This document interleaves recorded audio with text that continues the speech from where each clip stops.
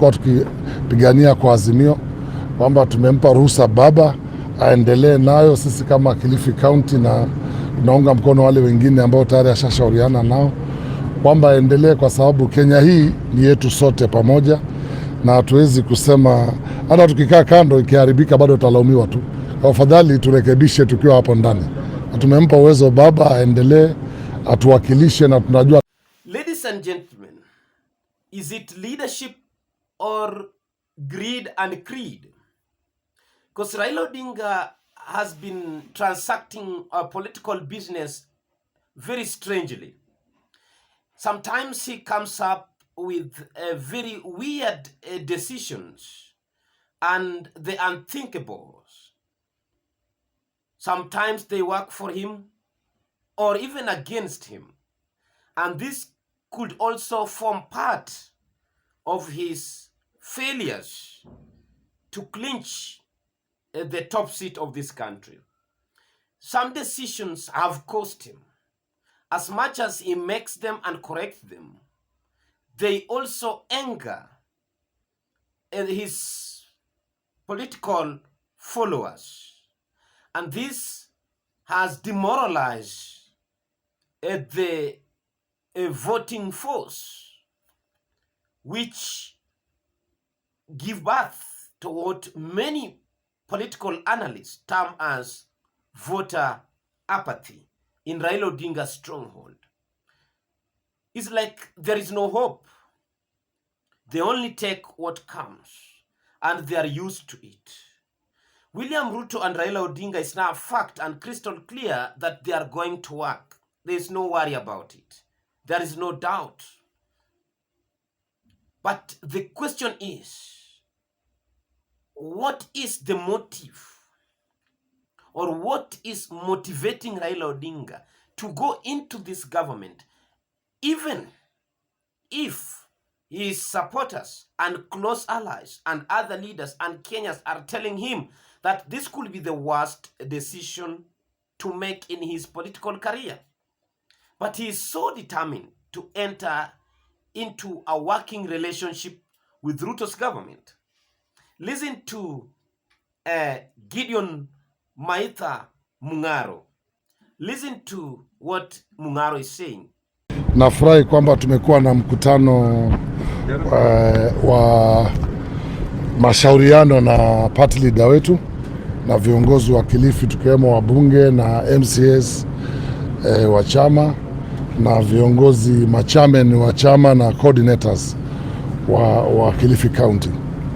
Na baba ataeleza yale tumekubaliana. Kwa ufupi niseme kwamba consultation yetu tumekubaliana kwamba ile mambo tulikuwa tunaendelea nayo ya NADCO reports na maneno mengine yote kama chama, wakati tulikuwa tukipigania kwa Azimio, kwamba tumempa ruhusa baba aendelee nayo. Sisi kama Kilifi County na tunaunga mkono wale wengine ambao tayari ashashauriana nao kwamba aendelee, kwa sababu Kenya hii ni yetu sote pamoja, na hatuwezi kusema hata tukikaa kando ikiharibika bado tutalaumiwa tu. Kwa afadhali turekebishe tukiwa hapo ndani. Tumempa uwezo baba aendelee, atuwakilishe na tunajua atatuwakilisha vyema. Asanteni. So thank you, ladies and gentlemen. Mung'aro has let the cat out of the bag. Was it the right time? Because now Kenyans know what Raila is going round doing. Raila is going round briefing ODM leaders and members on what he had entered into, not taking their views to help him make decision. He is briefing them and informing them what he had already done. So ladies and gentlemen, before I go to, I add you more facts to substantiate this point. Whoever is coming across this channel for the first time, please take a minute, a moment or two to subscribe. To our subscribers, one, thank you, because if it wasn't you, this channel could have not been where it is at the moment. But still, there is a lot to be done, because we are working on the watch time to qualify for the monetization, because that is the only way to motivate our work. if there's something in form of revenue, will motivate this process and will facilitate more and more analysis. So ladies and gentlemen, number one is the Mungaro's sentiments. Number two, there is a tweet which was made by Peter Kaluma, Homa Bay Town Member of Parliament. Then number three, there are some reliable sources that has leaked this information to mainstream media, and the newspapers have written about, and the mainstream medias have organized shows, hosted experts, political analysts to talk about these things, which made it clear to Kenyans that it is something which is coming. It's only about the time, not whether it will happen. No, it is now when. That is the question. Raila Odinga and Ruto's working together is not a question of if possible. No, it is about when. Now, the last one is the Raila Odinga's body language.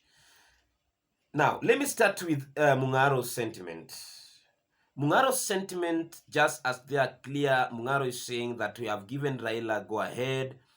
We have proved his effort, and whatever he is doing, we have blessed it. So let him go ahead. We will support him.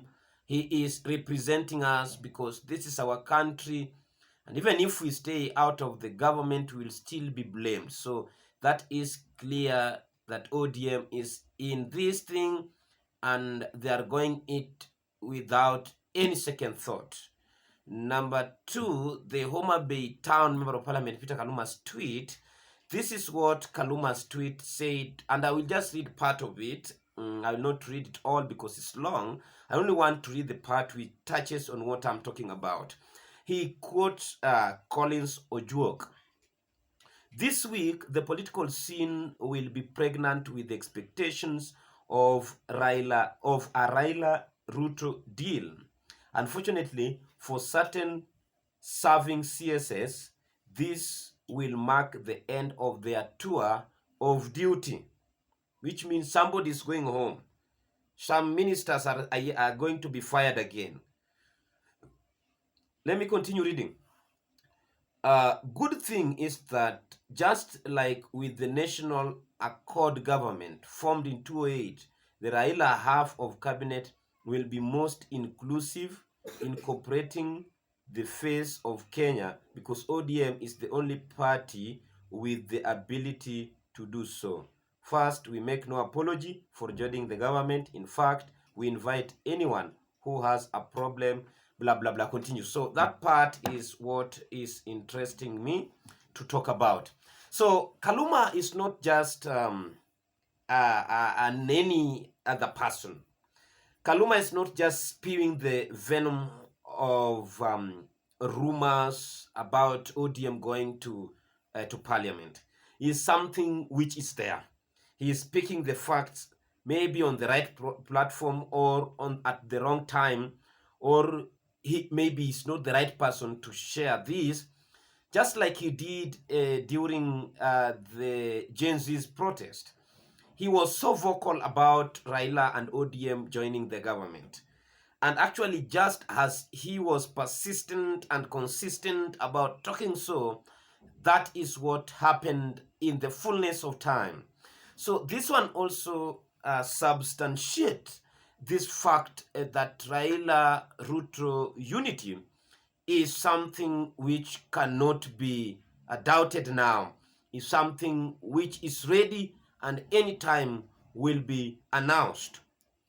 Number three, the reports from the media confirmed that this is something which a team of experts, legal experts, political experts, and those who have the bandwidth political bandwidth come together to put their heads and their knowledge on how to craft a working plan, a working strategy, an MOU which Raila and Ruto will pen their signatures on to come up with a half government, because Ruto has known that is quite aware that Mount Kenya has gone and gone forever, and the only option he remains with is to bring Raila Odinga on board. When Raila was meeting Ruto in Mombasa, he went with his personal lawyer, Paul Mwangi, among other leaders, official leaders of ODM, like Chairperson Gladys Wanga, was present in State House Mombasa. That is where they started to formulate this working relationship after the loss of AUC. This comes amid reports that Uhuru also met Raila in Mombasa, in Kilifi yesterday. What could be the possible agenda of that meeting? What could they be speaking about? Is it about Raila abandoning Ruto for the sake of 2027? Or is it Raila briefing Uhuru on what he is yet to enter into? But which position do you think Raila will play or take in Ruto's government? Will Raila Odinga accept to be an employee of William Ruto? Because any position right now, which is not an elective position, that is an appointment or a civil servant. So will Raila Odinga accept whichever position, whether Prime Cabinet Secretary, whatever, in any arrangement? Which position do you think Raila can play? So that is what I can say at the moment, because to me, it is one of the worst decisions that Raila can lead his people into or can do at the moment. The best thing he would have done was to come from Addis Ababa and take some time to rest, then leave Kenyans and politicians to ponder on what will be his next move. But Raila, being who he is, he is never advised, just like Ruto, nor take time to understand the situation. He makes a very quick decisions. So thank you, ladies and gentlemen, for taking your time to listen to MJR. Until next time, God bless you.